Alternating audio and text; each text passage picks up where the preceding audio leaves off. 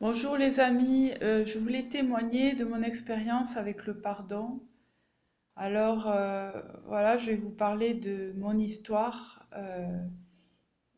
surtout de mon enfance, qui a été assez traumatique parce que voilà, j'ai été élevée par des parents en fait qui étaient très durs. C'est-à-dire que la façon dont ils m'ont élevée en fait, c'était souvent, voilà, à chaque fois que je faisais des bêtises, c'était des coups, du martinet, des paroles assez blessantes. Je sais pas ce que, quand j'avais des mauvaises notes, je sais pas ce que tu vas faire de ta vie. euh, tu m'en diras sûrement sous le pont. Tu es paresseuse. Euh, tu, tu n'as aucune motivation. Tu n'es pas motivée pour aller de l'avant. Tu ne réussiras jamais ta vie, ce genre de paroles. Et ça a vraiment engendré chez moi une sorte de rejet de moi-même et aussi une mauvaise image de moi, une mauvaise estime de moi au fil des années. Mais heureusement que j'ai su trouver le courage à moi de pas les écouter et d'aller de l'avant et de gravir en fait les échelons en ce qui concerne l'école et d'arriver jusqu'au bac. J'ai eu mon bac du premier coup, j'ai eu mon brevet du premier coup, j'ai redoublé qu'une classe. C'était pas facile de grandir avec des parents comme ça qui n'étaient pas du tout encourageants, qui me rabaissaient, qui me frappaient. Et aussi à l'école, j'étais victime de d'harcèlement verbal, de moqueries, de pas mal. Voilà. C'est, C'était pas évident d'y arriver dans la vie. Euh, Ensuite, je suis partie en Angleterre où j'ai commencé à travailler et ça m'a permis de reprendre confiance en moi grâce à des personnes en fait que j'ai rencontrées sur mon chemin et qui ont cru en moi et du coup j'ai commencé à reprendre les rênes de mon estime de moi-même et à vraiment voir ce qu'il y a de bon en moi. Et malheureusement, en fait, je souffrais assez fréquemment de migraines et c'était des migraines qui venaient, qui partaient et souvent ça se manifestait quand j'étais un peu tendue. Et vraiment depuis que j'étais toute petite, et je prenais du paracétamol, mais bon, ça me soulageait pas, je voulais pas prendre des médicaments un peu plus forts. Ce qui a été vraiment révélateur pour moi, que j'avais besoin de traiter mes blessures en fait émotionnelles, c'est-à-dire que quand on a des blessures physiques, elles sont plus faciles à guérir que les blessures émotionnelles. Parce que les blessures émotionnelles, ça touche à notre être. Et ça met du temps en fait à guérir. Ça dépend du temps en fait de la souffrance qu'on a engendrée. Et pour moi en fait, je me suis dit c'est pas nécessaire. J'avance et tout ça, mais je me suis aperçue un jour que j'avais vraiment besoin d'aller voir une psychologue. Et en discutant avec elle, elle m'a demandé en fait comment s'est passée mon enfance. Et là, j'ai vraiment pleuré. Et elle a mis un mot en fait sur ma souffrance qui était la maltraitance. Et là, en fait, ça a été, comment dire, une délivrance en quelque sorte, parce que ça a arrêté mes migraines. Ça a arrêté les migraines. J'ai plus après souffert de migraines parce que j'avais pris conscience de cette tension en moi et j'ai appris après par la suite à vraiment me relaxer et à dire en fait les choses, à rentrer en moi et me dire, mais qu'est-ce qui va pas? Parce que j'ai intériorisé tout. Parce que quand on a des parents qui sont assez violents et en quelque sorte destructeurs, on garde tout, on a peur de dire les choses parce qu'on a peur des coups, on a peur des mauvaises paroles. J'espère que je parle à quelqu'un aujourd'hui. Et donc du coup, j'ai suivi une thérapie qui m'a beaucoup aidée et qui m'a vraiment libérée des migraines. Mais malheureusement, au fil du temps, c'était pas assez parce que les blessures étaient beaucoup plus profondes. Et quelques temps après, plusieurs années après, euh, j'ai, euh, je me suis vraiment rendu compte de l'importance de pardonner à mes parents. Donc je leur ai écrit une lettre pour leur pardonner pour la façon dont ils m'avaient élevé. Et ensuite, euh, mon père, en fait, parce que je vivais en Angleterre, il est venu me voir et là, comment dire, j'ai revu mon père et bon, ça a été en quelque sorte le début d'une guérison parce qu'un, comment dire, euh, enfin, peu de temps avant, j'avais accepté enfin, Jésus comme mon sauveur et mon Seigneur. Donc du coup, j'étais devenue croyante. Et grâce à ça, j'ai pu, comment dire, pardonner à mes parents. Parce que je me suis dit, ah, Jésus, il est allé sur la croix pour moi, pour mes péchés. Donc, mes parents ont aussi, il est allé aussi pour le péché, en fait, de mes parents, pour la maltraitance que mes parents m'ont fait subir. Donc, c'est pour ça que j'avais écrit ce courrier, en quelque sorte. Et après, mon père est venu me voir en Angleterre et une amie, en fait, a dit ah, t'es contente de revoir ta famille? Et moi, en fait, j'arrêtais pas de pleurer quand j'ai vu mon père. Et du coup, comment dire, mon père, en fait, il m'a vu sous un nouvel angle, en fait. Il a vu une autre personne qui savait se prendre en main, qui avait trouvé du travail, qui s'était épanoui, voilà. Donc lui aussi, il a été, j'ai dit, c'est toi qui as changé, il m'a dit, non, c'est toi qui as changé. Donc la guérison, en fait, a commencé à se faire à partir de ce moment-là.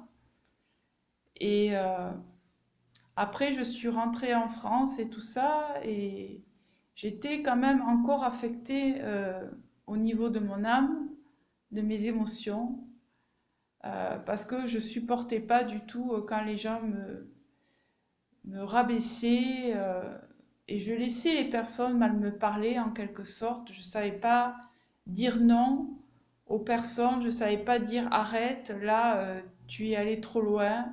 Je savais pas du tout mettre des limites avec les personnes, donc ça m'a affecté beaucoup dans ma vie professionnelle. Euh, et j'ai essayé d'en parler, voilà, à mon père. J'ai dit l'enfance que j'ai eue, en fait, ça, que tu m'as fait, que tu m'as donné, ça m'a beaucoup blessée. Et puis lui, il m'a dit, bah, t'en as pas eu autant que j'ai eu, en fait. Je pense qu'il parlait des coups. Et comme on dit, en fait, les personnes qui ont été blessées blessent les autres parce qu'en en fait, elles n'ont pas été guéries. Donc ceux à qui on a fait du mal, ils vont faire du mal à leur tour parce qu'ils n'ont pas été guéris.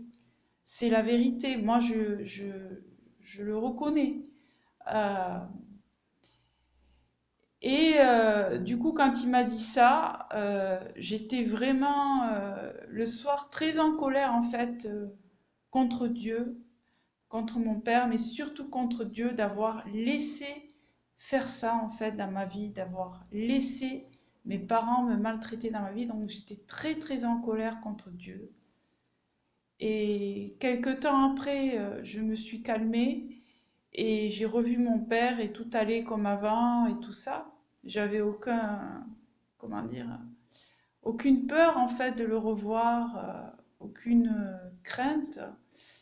Euh, et après, bon, je suis allée dans une église et j'ai ressenti le besoin de, de pardonner encore à mes parents, mais là c'était vraiment avec des larmes en disant que moi aussi j'avais pas été une, une enfant modèle et eux aussi ils n'avaient pas été parfaits. Donc à partir de ce moment-là, j'ai encore pardonné, mais là c'était plus avec le cœur. Et du coup là après, enfin, j'ai eu pas mal, grâce à Dieu, j'ai reçu pas mal de guérison, de délivrance dans mes temps personnels, comment dire, avec Dieu, où j'ai ouvert mon cœur à Dieu, je l'ai laissé me remontrer en fait des situations qui avaient été traumatiques. J'ai laissé les larmes couler, je l'ai laissé toucher mon cœur et me rappeler pas mal de situations qui ont été traumatiques pour moi et le laisser me guérir en fait. Parce que quand on est maltraité comme ça, physiquement, verbalement, eh bien, on a l'impression d'être traité comme un animal et encore pire qu'un animal. Et du coup, ben, Dieu me montrait que ben non, je suis un être humain, je suis son enfant et je ne méritais pas en fait d'être traité comme ça. Mais malheureusement, il m'a jamais donné de réponse à pourquoi en fait j'ai vraiment subi ça en fait. Et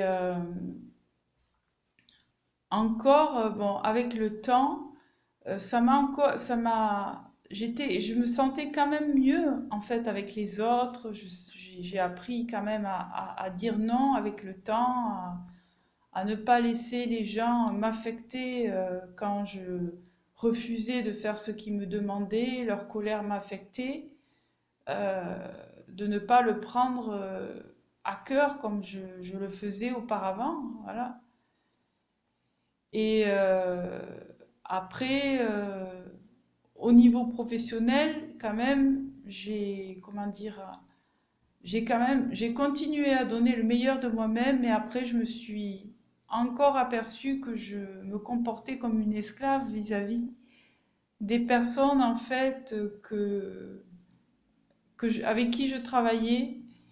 Et j'avais encore besoin je m'épuisais, en fait. Je me suis vraiment épuisée au travail. J'avais du mal à mettre des limites hein, parce que j'avais peur de la colère des gens. Malgré que, oui, il y avait des moments où il y avait la colère des gens qui éclatait, et du coup, ça m'affectait pas sur le coup, mais ça m'affectait quand je rentrais chez moi, j'étais très mal, ça amenait la dépression, là, j'ai fait une immersion, je suis partie en coaching de groupe, et là, avec la coach, c'était du développement personnel, et ce qui en est revenu, c'est de dire stop à la maltraitance, de ne plus jamais laisser quelqu'un me maltraiter, que ce soit au niveau verbal ou que ce soit au niveau physique. Et ce qui s'est passé, c'est que j'ai ressenti vraiment le besoin de confronter mon père. Bien sûr, j'ai demandé à Dieu de me donner les bonnes paroles au bon moment parce que moi veux pas de conflit en fait avec mon père, je veux pas venir et l'accuser parce que ça sert à rien, parce que je sais que bon, il va se défendre ou ça va empirer les choses entre nous. Et c'est surtout pour en fait lui pardonner et avoir cette réconciliation et cette paix. Donc samedi en fait, j'ai revu mon papa et qui a en fait 76 ans. Et il m'a demandé comment se passe ton travail et du coup, en fait, je lui ai dit que mon travail, c'était assez compliqué parce que j'avais tendance à m'épuiser à cause, en fait, de l'éducation, en fait, que j'ai eue qui m'a vraiment desservie parce que ça m'a mené à me laisser contrôler, manipuler par la colère en fait des gens pour que je fasse ce qu'ils me demandent. Et le problème pour moi d'avoir peur de leur colère et de ne pas savoir dire non. Et quand j'ai dit ça, mon père me disait, oh, faut que tu fasses un travail sur toi-même, faut que tu voies un psy, faut ne plus penser à se passer. Mais moi, j'ai dit aujourd'hui, en fait, je te parle à toi. C'est à toi que je veux le dire. Et du coup, ben, je lui ai parlé, comment ça se passait, toutes mes problématiques, voilà, au travail, le comportement, en fait, que l'éducation avait engendré chez moi. Et lui aussi s'est ouvert, en fait, sur son enfance, comment ça avait été difficile. Et voilà, j'ai compris que lui aussi, il avait souffert et il savait pas comment faire, en fait, quand il a eu des enfants, il a reproduit quelque part un peu ce que lui, même, en fait, il a subi parce qu'il n'a pas, il a pas été guéri, il savait pas faire autrement. Et voilà, à la fin, bon, on a discuté pendant 2 heures, mais c'était vraiment paisible. C'était pas dans le conflit. Voilà, j'étais quand même, on m'a dit, souriante. Enfin, il y avait mon fils à côté, souriante pendant cet échange. Mais bon, il est parti après, mon fils, il était là juste au début.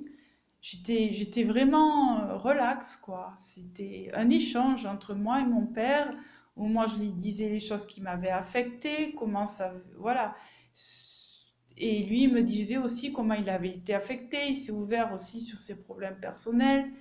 Et en fait, à la fin de la conversation, moi je l'ai dit, je préfère dire les choses aux personnes pendant qu'elles sont en vie, pas entre la vie et la mort, sur un lit d'hôpital, ou quand elles sont mortes, en fait, à un enterrement. Ça n'a aucun intérêt.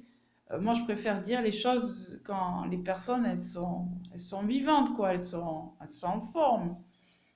Et après, je lui ai dit, voilà, je parlais de lui et de ma mère, je vous pardonne, mais c'était pour vous dire, c'était pour te dire que bon, cette éducation m'avait vraiment réellement affectée en fait dans ma vie, quoi, surtout au niveau professionnel, et qu'aujourd'hui je, je, je me libérais en fait de cela et que je ne souhaitais plus jamais que les personnes, en fait, que je ne laisserai plus jamais les personnes, comment dire, me maltraiter ou mal me parler et pour moi, c'était important d'avoir des relations à cœur ouvert avec mon père, que au lieu de garder les choses dans son cœur, qu'on se les dise, voilà. Et on a passé un très bon moment. Après, il m'a envoyé un texto pour me dire bon, que c'était un plaisir, voilà, de me revoir et que bon, il nous inviterait une autre fois chez lui pour manger. Euh, voilà, par ce message, je voulais juste vous encourager. Que après, ça m'a libérée quand je suis rentrée chez moi. Vraiment, je me suis mis vraiment à pleurer.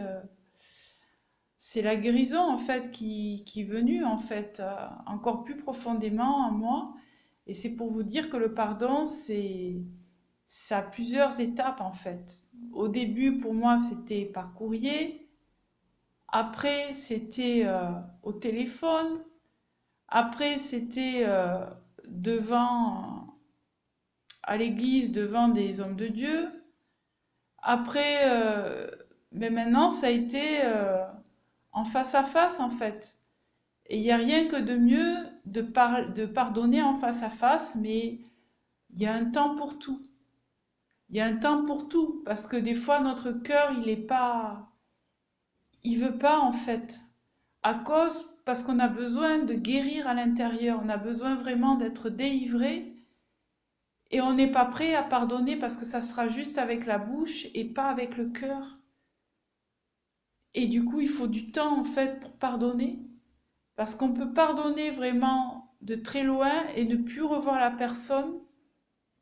Et ça, je l'entends parce qu'il y a des situations qui sont vraiment traumatiques dans la vie. Mais le plus important, c'est que si vous le faites en présentiel ou de loin, il faut pardonner pour pouvoir se libérer, pour aller mieux, pour pouvoir guérir, voilà. Et il y a plusieurs étapes. Et peut-être comme moi que un jour vous le ferez par écrit, un jour vous le ferez peut-être par email, un jour vous le ferez peut-être par téléphone, et un jour vous aurez vraiment envie de revoir la personne et de le faire. Et moi, mon père, comment dire, ce vrai pardon n'a pas empêché en fait pour moi de voir mon père. Mais en fait, je me suis aperçue que à l'intérieur de moi, je souffrais toujours parce que j'avais ce comportement vraiment malsain envers moi-même. J'avais du mal à m'accepter, m'aimer pour ce que je suis et pas pour ce que je fais en fait. Et la façon dont j'étais, comment dire, élevée, euh, a fait en sorte que je m'accepte et que je m'aime pour ce que je fais, pour les autres. Si les autres, en fait, sont contents de moi parce que j'ai fait de quelque chose de positif, je m'accepte et je m'aime. Et si je fais quelque chose, en fait, qui les met en rogne, je ne vois plus là où est ma valeur. Mais maintenant, en fait, j'ai compris que ma valeur ne dépend pas de ce que je fais, mais de ce que je suis. De ce que je suis, que je m'apprécie d'être avec moi-même d'abord, et je m'accepte et je m'aime comme je suis, et que je ne laisse plus les gens m'affecter par ce qu'ils pensent ou disent de moi. Et ça, c'est super important, mes amis. Si vous avez souffert comme moi dans votre enfance, je, vous, je veux vous dire ce message qu'il faut vraiment euh, aller chercher de l'aide pour guérir, parce que ces blessures-là, elles sont une porte ouverte vraiment pour que les gens continuent à vous maltraiter, que ça soit au travail, que ça soit vraiment dans des relations de couple, ce qui a été le cas pour moi. Et pour sortir de cet engrenage, le seul moyen, c'est d'abord le pardon et après la guérison. Et ça s'est fait, pour moi, ça se fait, ça continue à se faire à travers l'Église, à travers l'aide de Dieu et différents thérapeutes aussi que j'ai pu rencontrer sur mon chemin qui ont fait que samedi, j'ai pu voir mon père et faire la paix, quoi.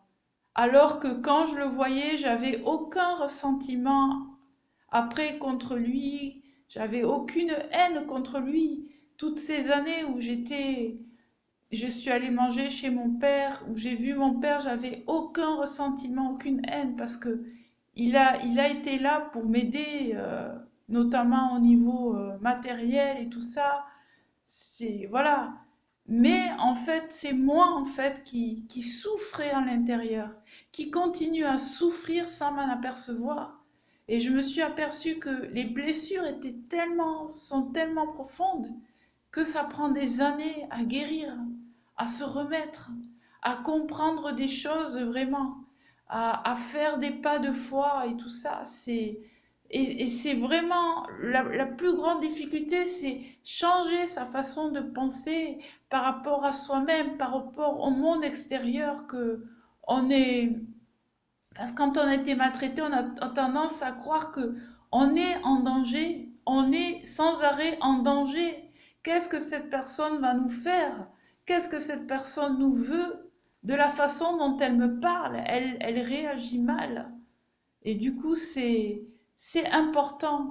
Et après, ce que j'ai pu m'apercevoir récemment, c'est que je me dis, pour une personne en fait qui m'a maltraité, par exemple, qui m'a mal parlé dans la journée, je ne reconnais pas que deux personnes peut-être m'ont accepté comme je suis et m'ont bien et m'ont encouragé, m'ont fait du bien, m'ont dit des bonnes paroles, m'ont aidé, m'ont donné un bon conseil. On a tendance à voir juste le mal partout en fait. À chaque fois qu'on nous parle mal, on retient que le mal et on oublie toutes les personnes en fait qui ont été sur notre chemin et qui nous ont fait du bien. Et il y a vraiment besoin de guérison parce qu'après, ça amène la honte, ça amène le rejet de soi-même, des autres. On s'aime pas, on s'accepte pas. On a du mal en fait à avancer dans la vie parce que il y a toujours ce frein en fait du jugement des autres, de mal faire, de la critique, de la colère des autres qui nous comparent les uns avec les autres. Et c'est vraiment de retourner en soi et d'extérioriser ces émotions en fait afin d'être libéré de toutes ces souffrances qui nous ont fait du mal. Voilà, c'était le message que j'avais pour vous. Si cette vidéo vous a aidé, je vous invite à la partager, à la liker et aussi à vous abonner à ma chaîne pour d'autres vidéos.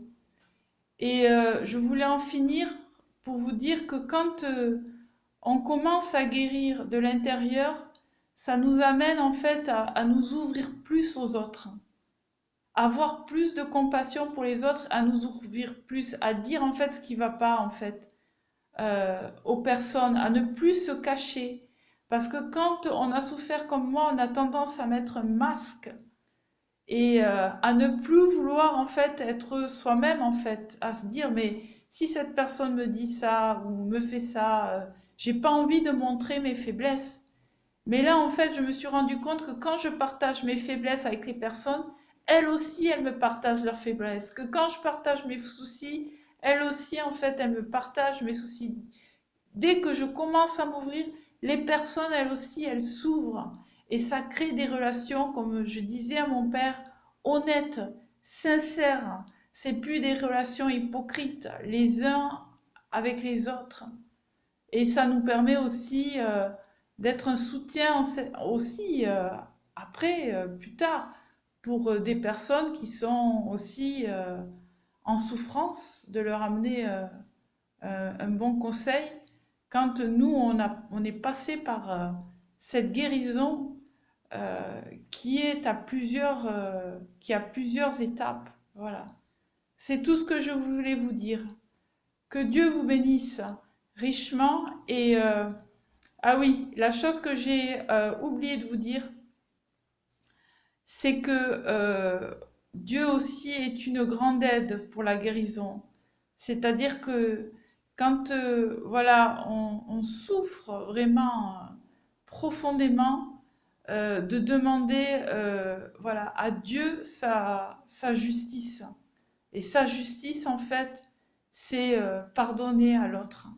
C'est ça. Moi, quand j'ai pleuré à Dieu et j'ai demandé sa justice, il m'amène toujours à faire le pardon avec les autres, la paix. Et les relations après sont beaucoup plus sincères et harmonieuses entre les deux parties. Et de demander à Dieu de nous mettre au bon endroit, au bon moment, avec les bonnes personnes aussi, pour nous aider à guérir. À bientôt, au revoir.